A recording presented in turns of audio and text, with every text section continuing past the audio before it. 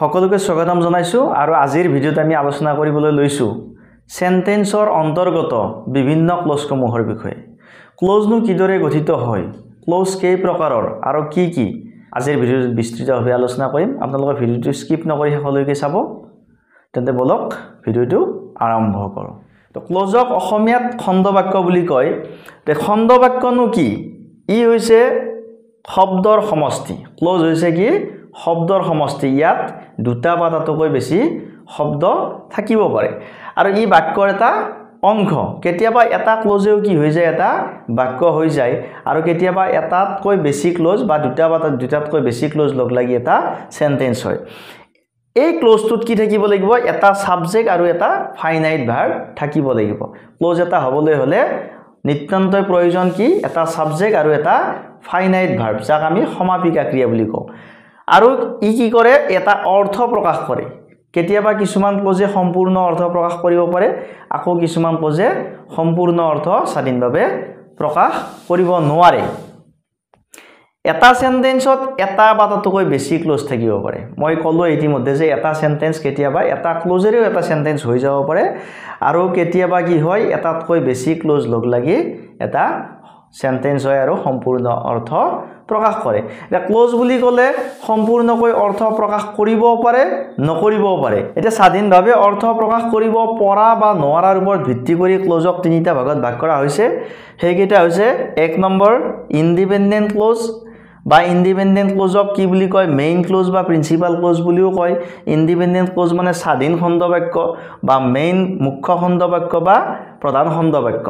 তাৰপিছত দ্বিতীয়তে 2 নম্বৰ ক্লজটো হৈছে ডিপেণ্ডেণ্ট ক্লজ, মানে স্বাধীন খণ্ডবাক্য নহয়, ই কাৰোবাৰ ওপৰত ডিপেণ্ড কৰিবলগীয়া হয় বা সাবঅৰ্ডিনেট ক্লজ বুলিও যাক কোৱা হয়। ডিপেণ্ডেণ্ট ক্লজৰ আন এটা নাম হৈছে সাবঅৰ্ডিনেট ক্লজ। আকৌ তৃতীয় ক্লজটো হৈছে কোঅৰ্ডিনেট ক্লজ। তাৰপিছত ডিপেণ্ডেণ্ট ক্লজক কিন্তু আৰু তিনিটা ভাগত ভাগ কৰা হৈছে। এটা হৈছে নাউন ক্লজ, এডজেক্টিভ ক্লজ, 3 নম্বৰ এডভাৰ্ব ক্লজ। এই তিনিটা ক্লজৰ বিষয়ে আমি অন্য এটা ভিডিঅ'ত আলোচনা কৰিম, কিন্তু আজি আমি মেইনলি আলোচনা কৰিম ইণ্ডিপেণ্ডেণ্ট ক্লজ, ডিপেণ্ডেণ্ট ক্লজ আৰু কোঅৰ্ডিনেট ক্লজৰ বিষয়ে। ইণ্ডিপেণ্ডেণ্ট ক্লজ মানে হৈছে স্বাধীন খণ্ডবাক্য, স্বাধীন খণ্ডবাক্য বা মুখ্য খণ্ডবাক্য বা প্ৰধান খণ্ডবাক্য। অৰ্থাৎ এই নামটোতে আমি গম পাওঁ যে ই যিটো ক্লজ, এই ইণ্ডিপেণ্ডেণ্ট ক্লজ, সেই ক্লজটোৱে কি কৰিব পাৰে? স্বাধীনভাৱে অৰ্থ প্ৰকাশ কৰিব পাৰে। ই অৰ্থ প্ৰকাশ কৰাৰ কাৰণে কিন্তু অন্য ক্লজৰ সহায় ল'বলগীয়া নহয় আৰু এনে ধৰণৰ ক্লজক কি বুলি কয়? ইণ্ডিপেণ্ডেণ্ট ক্লজ বুলি কোৱা হয়। ডিপেণ্ডেণ্ট ক্লজে কিন্তু স্বাধীনভাৱে অৰ্থ প্ৰকাশ কৰিব নোৱাৰে আৰু সেইকাৰণে কি কৰিবলগীয়া হয়? ই ইণ্ডিপেণ্ডেণ্ট ক্লজৰ সহায় ল'বলগীয়া হয়। সম্পূৰ্ণ অৰ্থ প্ৰকাশ কৰাৰ কাৰণে ইণ্ডিপেণ্ডেণ্ট ক্লজৰ সহায় লৈহে ডিপেণ্ডেণ্ট ক্লজে অৰ্থ প্ৰকাশ কৰিব পাৰে। আনহাতে কোঅৰ্ডিনেট ক্লজ হৈছে যে দুটা ইণ্ডিপেণ্ডেণ্ট ক্লজ লগ হৈ যদি তাৰ মাজত কোনো ধৰণৰ কোঅৰ্ডিনেটিং কনজাংচন থাকে, কোনো কোঅৰ্ডিনেটিং কনজাংচনে যদি দুটা ইণ্ডিপেণ্ডেণ্ট ক্লজক সংলগ্ন কৰে, সংযোগ কৰে, তেতিয়াহ'লে কি হয়? সেইটো কোঅৰ্ডিনেট ক্লজলৈ ৰূপান্তৰিত হয়। আৰু এই কোঅৰ্ডিনেট ক্লজৰ যদি মাজৰ যিটো কোঅৰ্ডিনেট কনজাংচন এইটো যদি উঠাই দিওঁ, তেতিয়াহ'লে আমি দুটা ইণ্ডিপেণ্ডেণ্ট ক্লজ পাম। উদাহৰণৰ প্ৰথম বাক্য, সি ইজ বিউটিফুল, তাই ধুনীয়া। ইয়াত she subject, is finite verb, beautiful adjective.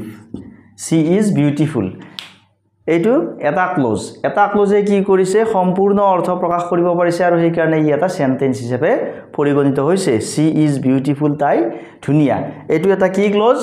ইয়াক আমি ইণ্ডিপেণ্ডেণ্ট ক্লজ বুলি ক'ব পাৰোঁ। Independent clause. আৰু এই ইণ্ডিপেণ্ডেণ্ট ক্লজটো অকলে বহি কি কৰিছে? ই চিম্পল সেন্টেন্স হৈছে। চিম্পল সেন্টেন্স, যিহেতু ই এটা সম্পূৰ্ণ অৰ্থ প্ৰকাশ কৰিব পাৰিছে। ঠিক তেনেকুৱাকৈ 2 নম্বৰ সেন্টেন্স। 2 নম্বৰ সেন্টেন্সত কি আছে? They subject, play finite verb, cricket object, every Sunday adverb. ইয়াতো এটা ক্লজে আছে, সাবজেক্ট আছে, ফাইনাইট ভাৰ্ব আছে, দে প্লে ক্ৰিকেট, তেওঁলোকে ক্ৰিকেট খেলে, এভৰি সানডে প্ৰত্যেক ৰবিবাৰে তেওঁলোকে ক্ৰিকেট খেলে। এই ক্লজটোৱে কি কৰিছে? সম্পূৰ্ণকৈ অৰ্থ প্ৰকাশ কৰিব পাৰিছে। সেইকাৰণে এইটো এটা ইণ্ডিপেণ্ডেণ্ট ক্লজ বা মেইন ক্লজ বা প্ৰিন্সিপাল ক্লজ। আৰু এই ক্লজটো যেহেতু এটা ক্লজে এটা সেন্টেন্স হিচাপে হৈছে, এইটো কিন্তু এটা কি? সিম্পল সেন্টেন্স এইটো এটা সিম্পল সেন্টেন্স সিম্পল সেন্টেন্সত কেৱল এটা ক্লোজ থাকে সি নম্বৰ সেন্টেন্সত কি আছে I know what he wants মই জানো what he wants তেওঁ কি বিচাৰিছে মই জানো তেওঁ কি বিচাৰিছে মই জানো ইয়াত কি আছে দুটা ক্লোজ আছে ইয়াত প্ৰথম আছে I know মই জানো what he wants তেওঁ যি বিচাৰিছে মই জানো এতিয়া প্ৰথম যেটো ক্লোজ আছে I know ইয়াত কি আছে এটা সাবজেক্ট আছে I know hall finite verb মই জানো আমি যদি এই অংশটো যদি নকও তেতিয়া হলে যদি মই জানো বুলি কও I know মই জানো তেতিয়া হলে ই কি কৰিছে এটা সম্পূৰ্ণ অৰ্থ প্ৰকাশ কৰিব পাৰিছে মই জানো বাকিখিনিৰ নকলেও এইটো এটা সেন্টেন্স হিচাপে পৰিগণিত হ'ব গতিকে এইটো কি ক্লোজ হ'ব এইটো হ'ব ইন্ডিপেন্ডেন্ট ক্লোজ ইন্ডিপেন্ডেন্ট ক্লোজ আকৌ what he wants তেওঁ যি বিচাৰিছে আমি যদি কাৰোবাক কও যে তেওঁ যি বিচাৰিছে তেওঁ যিটো বিচাৰিছে তেতিয়া হলে শ্ৰোতাজনে কি কৰিব প্ৰশ্ন কৰিব তেওঁ যি বিচাৰিছে মানে কি গতিকে এই ক্লোজটোৱে কিন্তু স্বাধীনভাৱে বা সম্পূৰ্ণকৈ অৰ্থ প্ৰকাশ কৰিব পৰা নাই ই ডিপেন্ড কৰিছে কাৰ ওপৰত I know এই অংশটোৰ ওপৰত গতিকে এইটো এটা ডিপেন্ডেন্ট ক্লোজ এইটো কি ক্লোজ এইটো হল ডিপেন্ডেন্ট ক্লোজ আৰু ইয়াত কি আছে সাবজেক্ট আছে হি হল সাবজেক্ট আকৌ wants to hall finite verb গতিকে এইটো এটা কি ক্লোজ হল ইন্ডিপেন্ডেন্ট ক্লোজ ডিপেন্ডেন্ট ক্লোজ যত ইন্ডিপেন্ডেন্ট ক্লোজ এটা আৰু ডিপেন্ডেন্ট ক্লোজ এটা থাকে এইটো কি সেন্টেন্স এইটো হয় এটা কমপ্লেক্স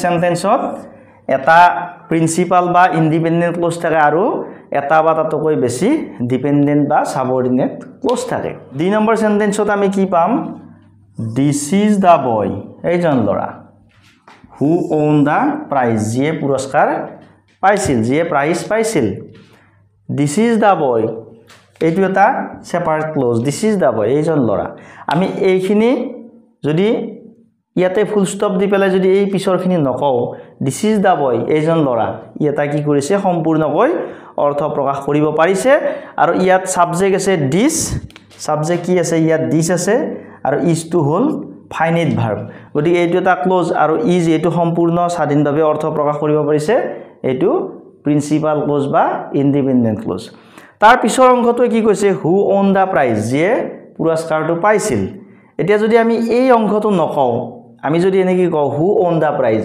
যিজনে পুৰস্কাৰটো পাইছিল তেতিয়া হলে যাৰ আগত কথাটো কম তেওঁ কি কৰিব যিজনে পুৰস্কাৰটো পাইছিল মানে কি তেওঁ কোন তেওঁ কি প্ৰশ্ন এটা উঠিব গতিকে এই অংশটোৱে কিন্তু কি কৰিব পৰা নাই সম্পূৰ্ণ স্বাধীনভাৱে অৰ্থ প্ৰকাশ কৰিব পৰা নাই যদিও ইয়াত সাবজেক্ট হু অনটো এটা ফাইনাইট ভাৰ্ব ই কি কৰিব পৰা নাই সম্পূৰ্ণ স্বাধীনভাৱে অৰ্থ প্ৰকাশ কৰিব পৰা নাই গতিকে এইটো এটা কি ক্লোজ এইটো সাবঅৰ্ডিনেট ক্লোজ এইটো হল সাবঅৰ্ডিনেট বা ডিপেন্ডেন্ট ক্লোজ সাবঅৰ্ডিনেট ক্লোজ বা ইয়াক ডিপেন্ডেন্ট ক্লোজ বুলি আমি ক'ব পাৰো কাৰণ ই সম্পূৰ্ণৰূপে এই যেটো ইন্ডিপেন্ডেন্ট ক্লোজ মেইন ক্লোজ বা প্ৰিন্সিপাল ক্লোজ এই ইন্ডিপেন্ডেন্ট ক্লোজটোৰ ওপৰত নিৰ্ভৰ কৰিছে গতিকে এইটো এটা কি এইটো এটা কমপ্লেক্স সেন্টেন্স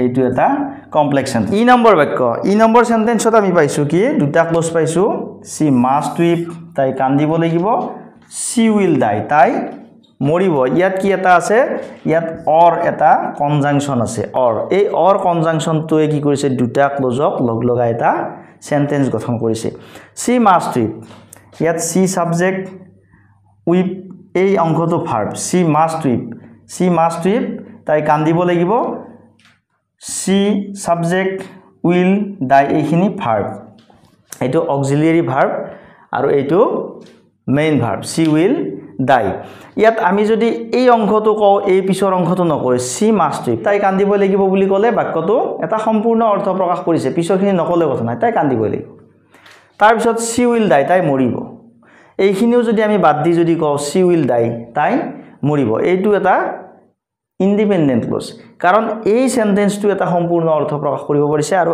এই সেন্টেন্সটো এটা সম্পূৰ্ণ অৰ্থ প্ৰকাশ কৰিব পাৰিছে এই দুটা ইন্ডিপেন্ডেন্ট ক্লোজক কি কৰিছে অৰ কনজাংশনে কানেক্ট কৰি এটা সেন্টেন্স গঠন কৰিছে এনেকৈ যদি দুটা ইন্ডিপেন্ডেন্ট ক্লজ লগ লাগে আৰু অর ইয়েট বাট এন্ড আদি কনজাংশনে যদি সেই ক্লজ দুটা কানেক্ট কৰে সংযোগ কৰি যদি এটা সেন্টেন্স গঠন কৰে তেতিয়া হলে সেই সেন্টেন্সটো কি বুলি কয় কম্পাউন্ড সেন্টেন্স বুলি কোৱা হয় তা কি বুলি কয়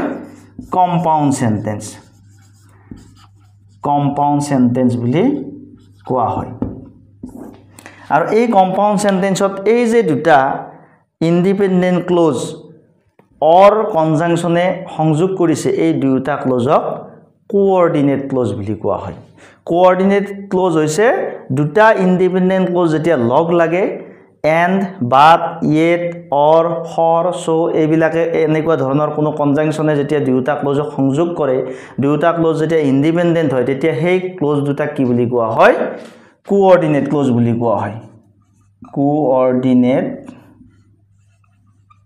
কোঅৰ্ডিনেট ক্লজ বুলি কোৱা হয় কোঅৰ্ডিনেট ক্লজ বুলি কোৱা হয় ঠিক তেনেকুৱাকৈ এফ নম্বৰ সেন্টেন্সত কি আছে he is rich yet he is not happy ইয়াতো কি আছে yet কনজাংশন এটা আছে he is rich তেও ধনী ইয়াত he subject is to এটা verb he is rich ইয়াত subject he আৰু is to হৈছে finite verb he is rich তেও ধনী আমি যদি পিছৰখিনি নকওঁ তেও ধনী এটা সম্পূৰ্ণ অৰ্থ প্ৰকাশ কৰিব পাৰিছে পিছৰ যেটো সেন্টেন্স আছে he is not happy he subject is to হৈছে finite verb he is not happy তেও খুশি নহয় এইটো আমি আগৰ বাক্যখিনি যদি নকওঁ পিছৰ যেটো অংশ আছে আগৰ ক্লজটো নকৈ পিছৰ ক্লজটো কলেও কিন্তু ই সম্পূৰ্ণ অৰ্থ প্ৰকাশ কৰিব পাৰিছে he is not happy তেও খুশি নহয় বুলি কলেও কিন্তু এই ক্লজটোৱে এটা সম্পূৰ্ণ অৰ্থ প্ৰকাশ কৰিব পাৰিছে আৰু এই দুটা ইন্ডিপেন্ডেন্ট ক্লজক কি কৰিছে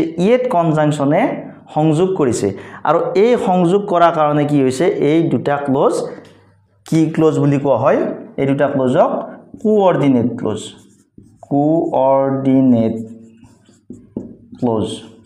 বুলি কোৱা হয় আৰু যেহেতু দুটা কোঅৰ্ডিনেট ক্লজ লগ লাগিছে ই কি হৈছে কম্পাউন্ড সেন্টেন্স হিচাপে পৰিগণিত হৈছে ঠিক তেনেকুৱাকৈ জি নম্বৰ সেন্টেন্সটো আমি কি পাম The report that he was killed is not true. ইয়াত কি কৰিছে the report ইয়াতে এই এটা অংশ the report এই অংশটোৰ লগত এইটো অংশ মিলিছে the report is not true এইটো এটা close the report is not true ৰিপৰ্টটো সত্য নহয় এইটো এটা সম্পূৰ্ণ স্বাধীনভাৱে অৰ্থ প্ৰকাশ কৰিব পৰা অংশ ৰিপৰ্টটো শুদ্ধ নহয় সঁচা নহয় that he was killed যে তেওঁ হত্যা কৰা হৈছিল that he was killed যে তেওঁ হত্যা কৰা হৈছিল আমি যদি কাৰোবাক কওঁ যে তেওঁ হত্যা কৰা হৈছিল তেতিয়া হলে শ্ৰোতাজনে কি কৰিব প্ৰশ্ন কৰিব যে তেওঁ হত্যা কৰা হৈছিল মানে কি গতিকে আৰু এটা কিবা অংশ আছে যে তেওঁ কোনোবাই হত্যা কৰিছিল যে তেওঁ হত্যা কৰা হৈছিল এই অংশটোৱে কিন্তু সম্পূৰ্ণ স্বাধীনভাৱে অৰ্থ প্ৰকাশ কৰিব পৰা নাই ই কাৰ ওপৰত ডিপেন্ড কৰিছে The report is not true এই ক্লজটোৰ ওপৰত ডিপেন্ড কৰিছে গতিকে এইটো কি ক্লজ এইটো হল ইন্ডিপেন্ডেন্ট ক্লজ আকৌ এইটো হল ডিপেন্ডেন্ট ক্লজ আৰু কেতিয়াবা কি হয় এনেকুৱা ক্লজ ইন্ডিপেন্ডেন্ট ক্লজে হওক বা ডিপেন্ডেন্ট ক্লজে হওক কেতিয়াবা ভাগ কৰি দিয়া থাকে এটা ক্লজৰ এটা পাৰ্ট প্ৰথমতে দি আনটো পাৰ্ট হয়তো লাষ্টৰ ফালে দিয়ে মাজতে আৰু এটা বেলেগ ক্লজ দিয়ে তেনেকৈ কিছুমান সেন্টেন্স এই সেন্টেন্সটোৰ নিচিনাকৈ লিখা হয় গতিকে এই সেন্টেন্সটো কি কৰিছে ডিপেন্ডেন্ট ক্লজে এই যে the report is not true এই ইন্ডিপেন্ডেন্ট ক্লজটোৰ ওপৰত ডিপেন্ড কৰিছে গতিকে এইটো এটা কি সেন্টেন্স এইটো এটা কমপ্লেক্স সেন্টেন্স এতিয়া আমি জানিব লাগিব যে কম্পাউন্ড সেন্টেন্সত কোনবিলাক কনজাংশন বহে দুটা ক্লজৰ মাজত আৰু কমপ্লেক্স সেন্টেন্সত কোনবিলাক কনজাংশন মাজত বহে গতিকে লিষ্টখন মই ইয়াতে দিছো আপোনালোকে চাই ল'ব এইখিনি মনত থাকিলে কিন্তু আমি কি কৰিব পাৰিম সেন্টেন্সবোৰ চিনাক্তকৰণ কৰাত আমাৰ সুবিধা হ'ব কোনবোৰ কমপ্লেক্স সেন্টেন্স কোনবোৰ কম্পাউন্ড সেন্টেন্স গতিকে আজিৰ ভিডিঅ'ত আমি এইখিনি আলোচনা কৰিলো পৰৱৰ্তী ভিডিঅ'ত ডিপেন্ডেন্ট ক্লজ যে তিনি প্ৰকাৰৰ আছে নাউন ক্লজ এডজেক্টিভ ক্লজ আৰু এডভাৰ্ব ক্লজ এই তিনি প্ৰকাৰ ক্লজৰ বিষয়ে আমি খুব ভালকৈ আলোচনা কৰিম আপোনালোকে ভিডিঅ'বোৰ স্কিপ নকৰিব, শেষলৈকে চাব।